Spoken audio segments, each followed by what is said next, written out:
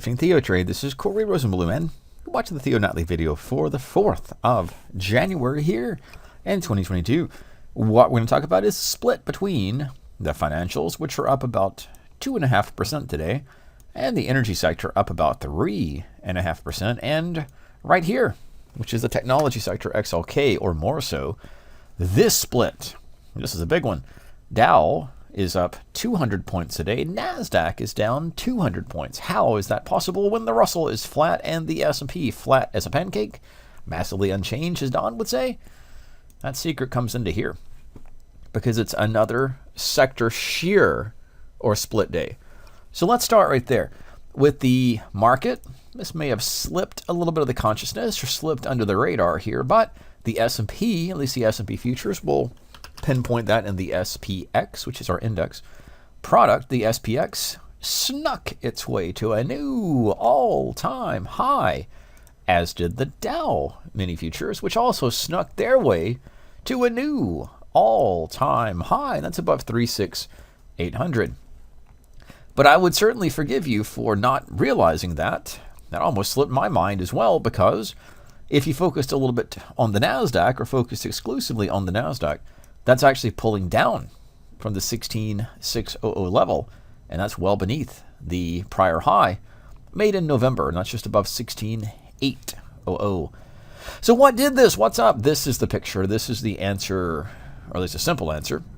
We had on one hand the financial sector do very, very well today, and on the other hand, a little bit not as clean and clear, the technology sector did poorly, and we'll include a couple of names in here. That's Amazon, Tesla. They're actually consumer discretionary.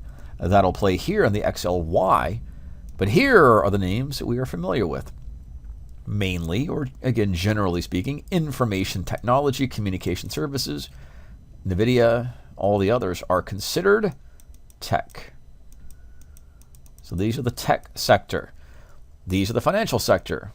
And underneath that is industrials, which is right here, XLI, right there. The strongest sector in today's session was the energy, XLE. That's XLE Energy, was up about 3.5%.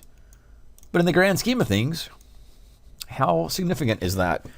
And that's why the S&P, when you take all the math out of it, these were strong, these were weak, it counterbalances such that the S&P was massively unchanged. But the Nasdaq was very, very weak, and that's in large part because the stocks that drive the Nasdaq are the technology sector, and these have a largely outweighed influence on the Nasdaq. Well, we're talking broad picture, but while we're at that, here is the Russell. On the Russell index, we have a little bit more of a split. Healthcare actually is strangely enough, while we talk about technology, healthcare was the weakest sector on the day. But that also, in the grand scheme of things, in the S&P 500, healthcare is decent. It's large. That's Johnson & Johnson, that's Pfizer, Abbott Laboratories, United Health, Eli Lilly, and others that play into that sector. But that still was not enough to counteract the bullishness, or at least the tech sector. So that's where we were in the session, and I think the best way to look at that, or think about it, conceptualize it, is either in the S&P 500 or the S&P 100.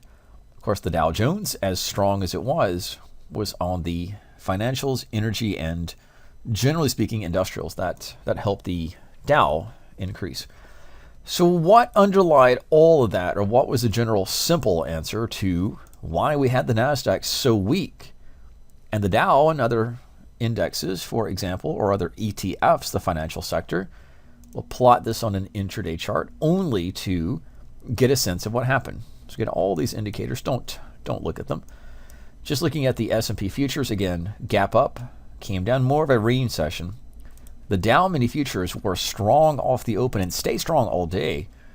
The Russell pretty much was like the S&P was chop, chop, chop, or as we like to say at TheoTrade, massively unchanged. The session started, or the session closed here, gapped up, came down, went up, went up, went down, went down, went up, and ended roughly where we closed. And that's what happened in the S&P as well. But it was the Nasdaq that was the weakest, and that was a significant pull to the downside on the back of these technology stocks. So what underlied it all? And try to make this simple. It's the bond market. That's a simple answer to put it all together and tie a neat little ribbon on top of the market. The bond market traded lower again for the second day. And that weakness in the bond market, I'm looking at TLT. You could look at ZN, which also was weak over here, or ZB, which similarly was weak. This is a 30-year bond. The ZN is the 10-year note. Of course, TLT is a tradable ETF within those framework. Now, on the flip side, you have the Treasury yields, and they were bullish. We could even call those trend to the upside. And as we put on our chart over here, we'll unlink. We'll put the TNX over there and the XLF right here, and we'll put those in the same time frame, roughly we'll put it a 5-minute chart. And there's the answer. There it goes. So the yield and the, generally speaking, the financial sector are correlated positively, such that if the yields go up, that's a boost short term, at least for the financial sector. And the opposite is true on the, we'll look at the Qs, on the triple Qs or the Nasdaq in general. So a little bit of a different move yesterday, but nonetheless today was in part due to a rising rate, and that spooked, if we put it that way, some of the main financial stocks. That would include Tesla, which was strong yesterday and weak today. Generally speaking, that is the logic.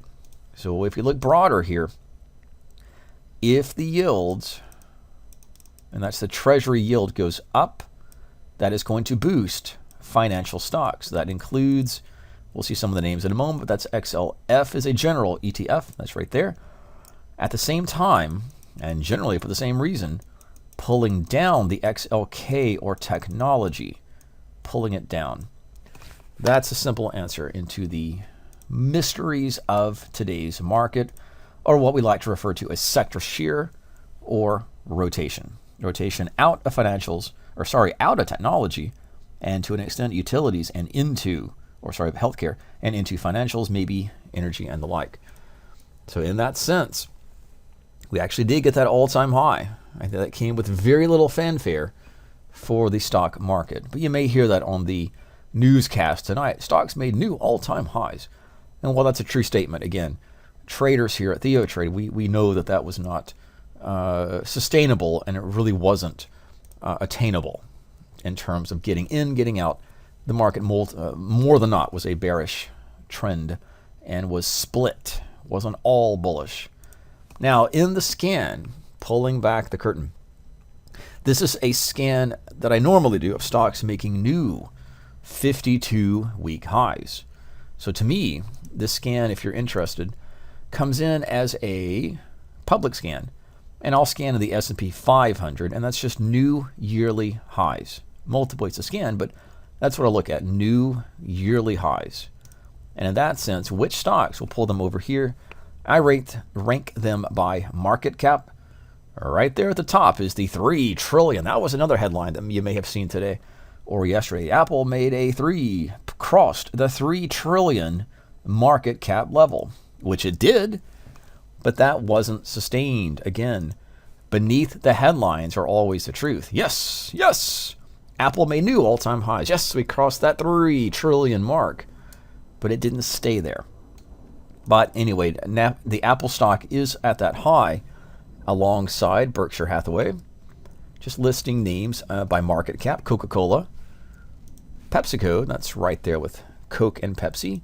Chevron, Chevron, new high.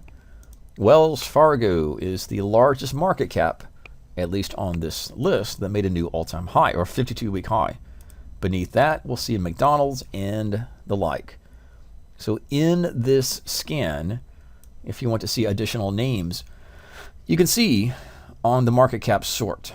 So in today's session, 67 stocks in the SP500 made new 52-week highs, and some of them are making all-time highs. So that's a general scan to keep in play.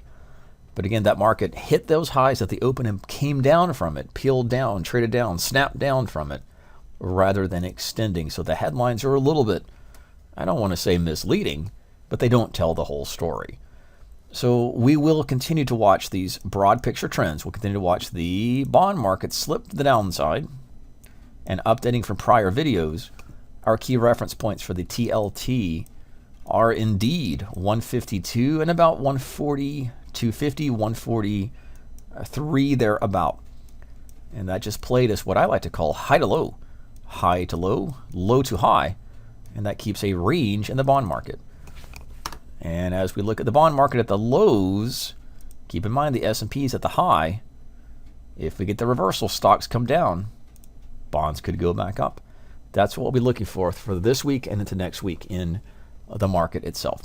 As always, be careful and safe. This is Corey Rosenblum with tonight's Theo video update for January 4th, 2022.